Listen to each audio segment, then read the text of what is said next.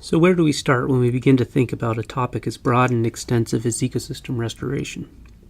Perhaps one of the best places to start is with Aldo Leopold, often considered the father of conservation here in the United States.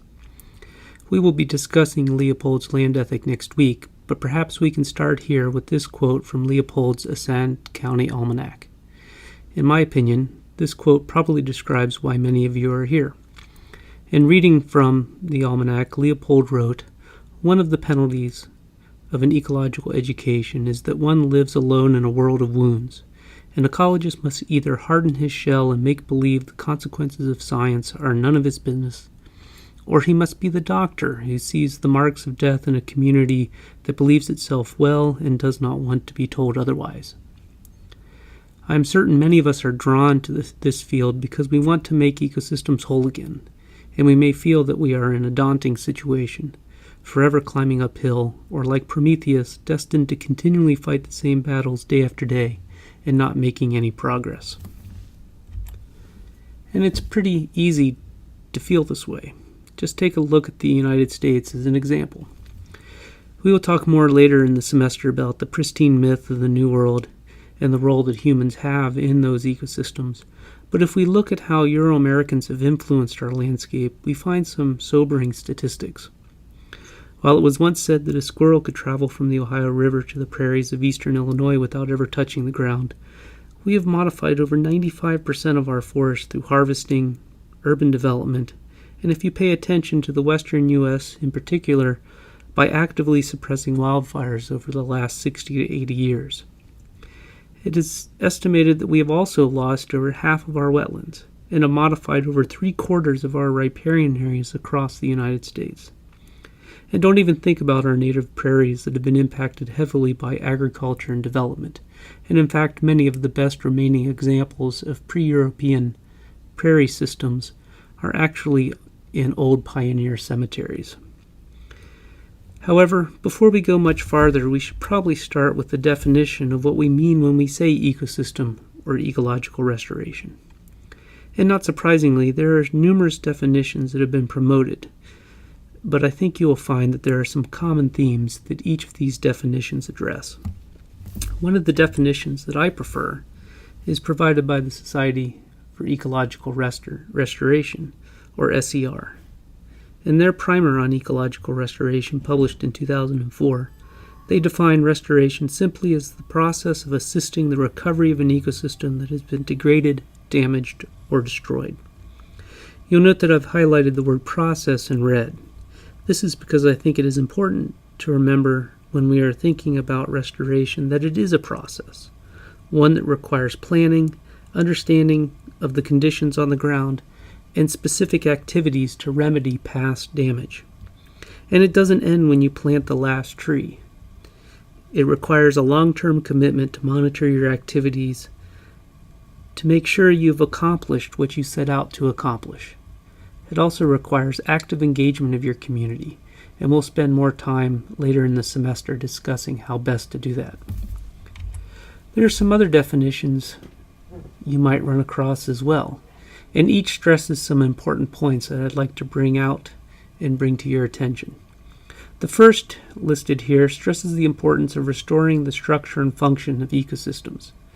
And another, promoted by Tony Bradshaw, a leading British ecologist who passed away in 2008, that described restoration as the acid test of our understanding of an ecosystem.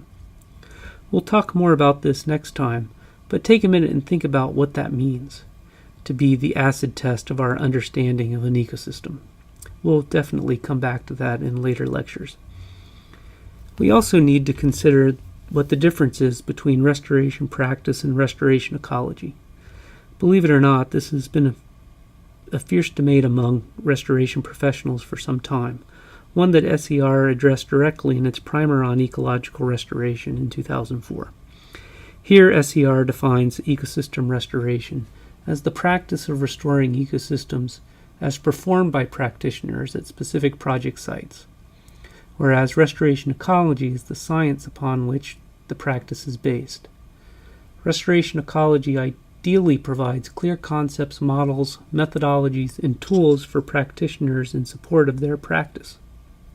and sometimes the practitioner and the restoration ecologist are the same person. In this case, they are the nexus of practice and theory. The field of restoration ecology is not limited to just the direct service of restoration practice, however.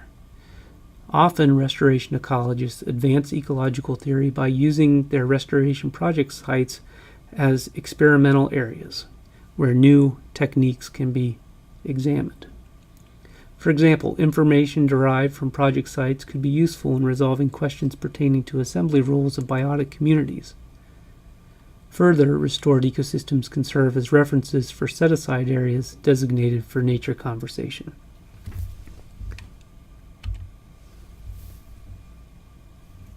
The distinction regarding reference conditions is also an important concept we will tackle in the coming weeks.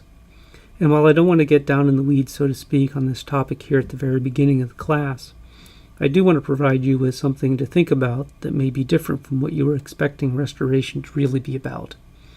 So let's think about the following quote from Don Falk, the former director of SER, who said, "Restoration uses the past not as a goal but as a reference point for the future. If we seek to recreate the temperate forests, the tallgrass savannas, or desert communities of centuries past, it is not to turn back the evolutionary clock, but to set it ticking again." Think about what this means. To me, it suggests that when we consider ecological restoration, we are not looking to recreate something that has already been. Rather, our goal should be to restore the ecosystem processes that promote certain ecosystem structures and functions that are characteristic of that ecosystem. Our goal is to set those critical ecosystem processes back in motion so the ecosystem can develop along a quote-unquote natural developmental trajectory.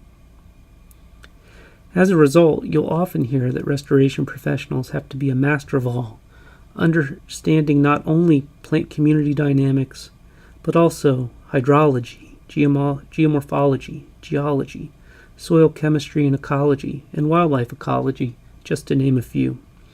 Your job as a restoration professional is to bring that knowledge together to assist in the recovery of a damaged or degraded ecosystem.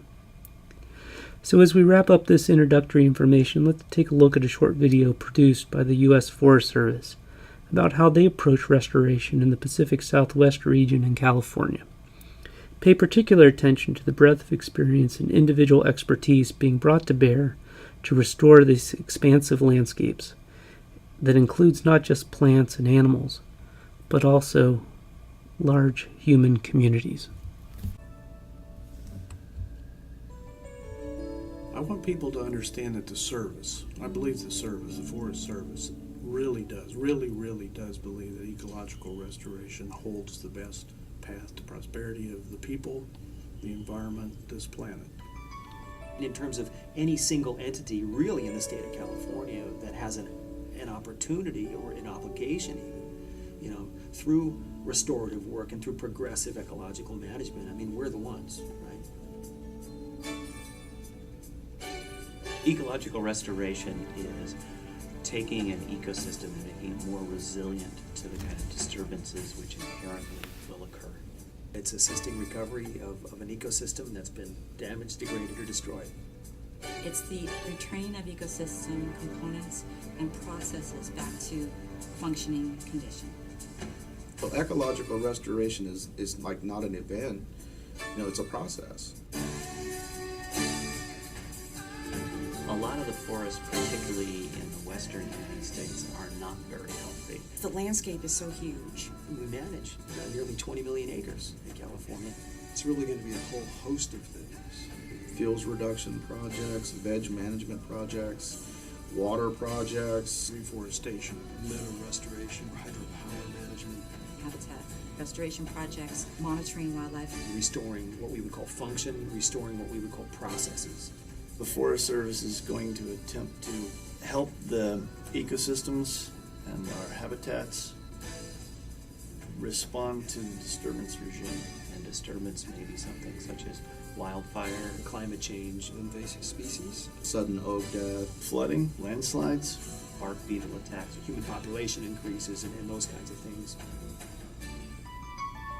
We have a big challenge ahead of us. Probably the biggest challenge right now is that we have a diverse group of stakeholders.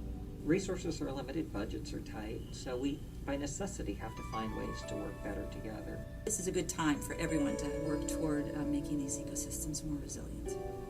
It's more challenging now because we know that there's this global climate change occurring. Big wild card. We don't know how that's going to play out. And the more we work on trying to figure out how to restore the forest, the more we find that we have to be humble and realize how complex it is. We can make a difference if we'll act, and act pretty quickly.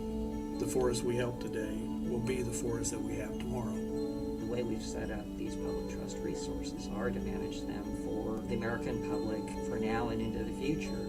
We've all sort of inherited a sacred trust, and we're here for a short amount of time, and then we actually have the privilege of gifting that trust to a future generation.